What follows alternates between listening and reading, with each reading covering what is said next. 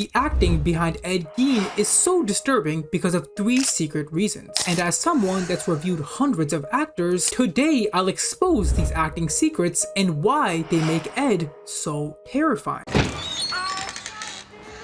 First, you must understand Ed is not a normal behaving person. Due to his mental illnesses, he lacks that mental maturity, which is why in the show, he's seen behaving a lot more like a child. Only a mother could love you. Are you noticing this constant smile on Ed's face? Do you wonder why he loves to smile no matter the circumstance? Well, Charlie Hunnam, the actor behind Ed, purposely does this because it adds to this childlike naivety, like he's not all there.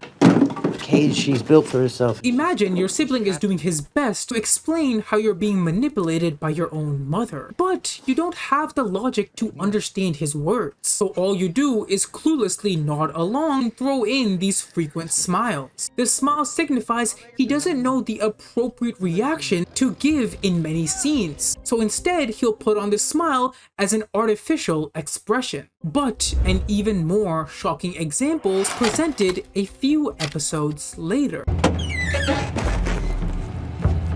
Ed comes home to a bunch of cops at his house. A frightening situation where a guilty man would usually panic, but surprisingly, we instead see this. What's everybody doing here?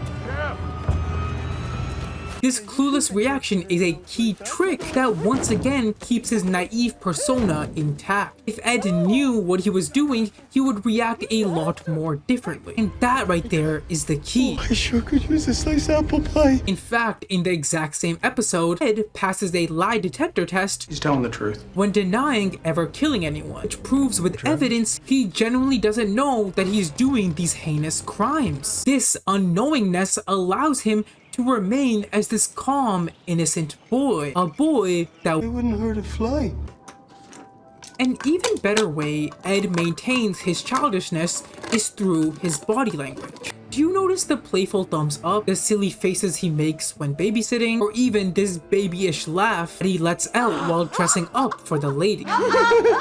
Laugh that doesn't feel like it would come out from an adult man. It feels like it's coming from a young kid who's excited receiving praise for his costume. Charlie Hunnam has perfectly understood deep down his character is a boy in a man's skin. I do get along with kids.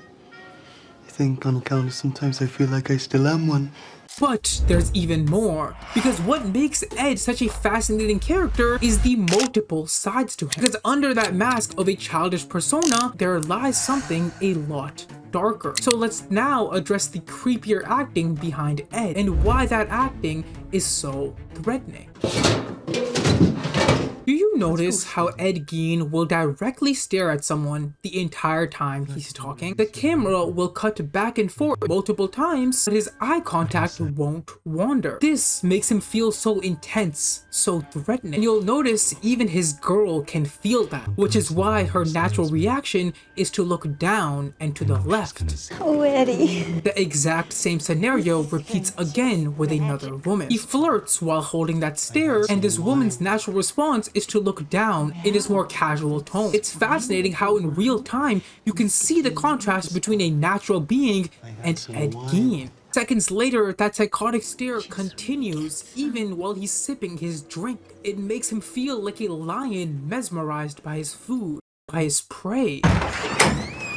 Hey, Sheriff. This stare gets even more frightening when Gein encounters the sheriff. When's the last time you seen her? They question him about where he was last night, and to prove he was home, he tells them, Would you like to talk to Mother?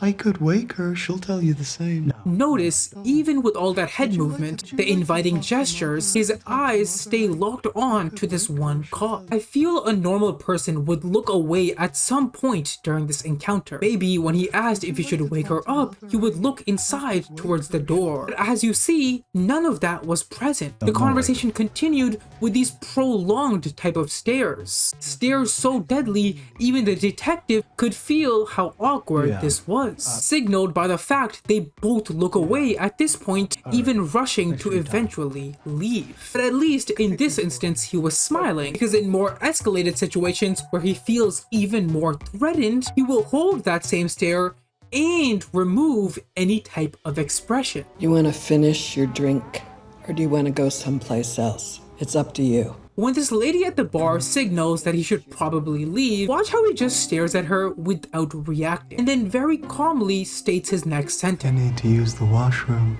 His lack of movement when he's responding shows how unfazed he is by her threats. But there's something else here that you also aren't noticing. This lack of movement also makes his character feel a lot more thoughtful, a lot more calculated. I want you to look for that same stillness here in this interrogation. We found a girl's dress in your house. Was it hers?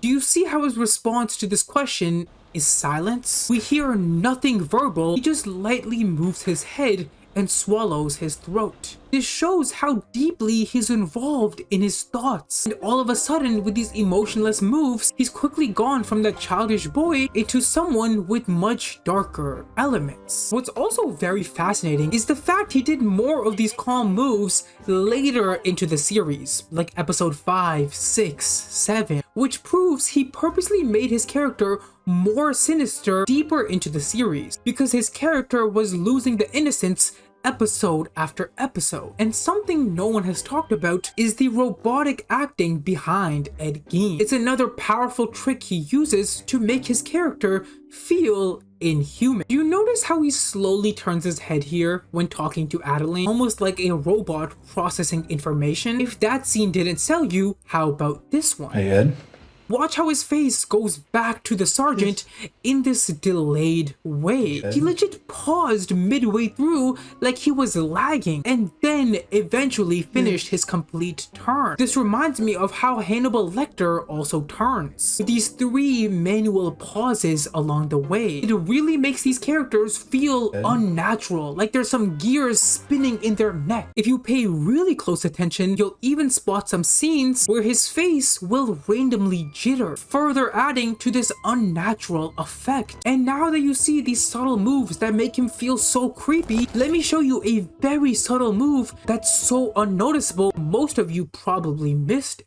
I'm the new head nurse. Here, Ed Gein is talking to a nurse he doesn't like at all, because she tells him she doesn't believe he's mentally ill. Nurse Roz Mahoney doesn't think you're crazy.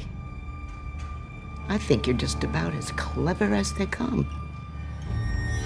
When the camera cuts back to him, you notice this very secretive eyebrow drop, and that drop is what tells us everything. It instantly brought his innocent face into darkness, like the mask slipped in real time. In fact, even the nurse herself notices this. There. I see that. There it is.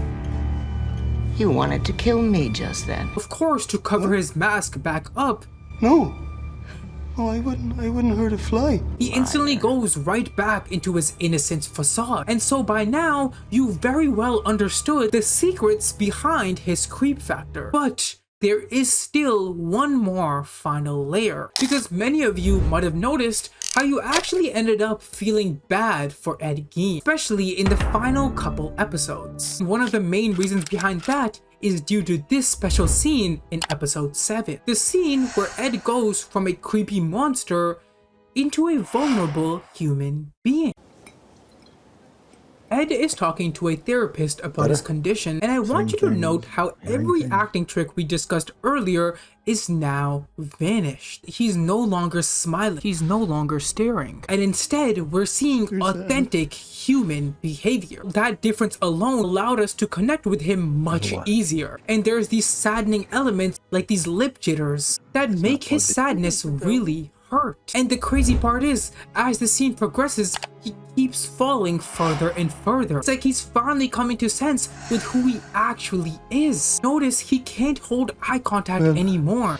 His head repeatedly shakes. I don't understand. These things make it feel he's finally talking from the heart. He is talking so vulnerably, his body can't possibly hold still. It is such a wonderful effect. He continues on with this amazing performance and then says these emotional words. And all I ever wanted to be was a good son.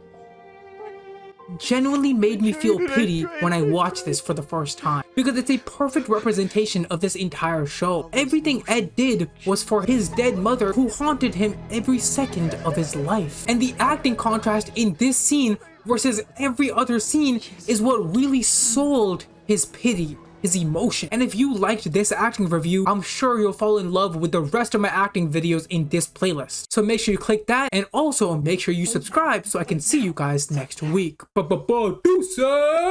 Cha!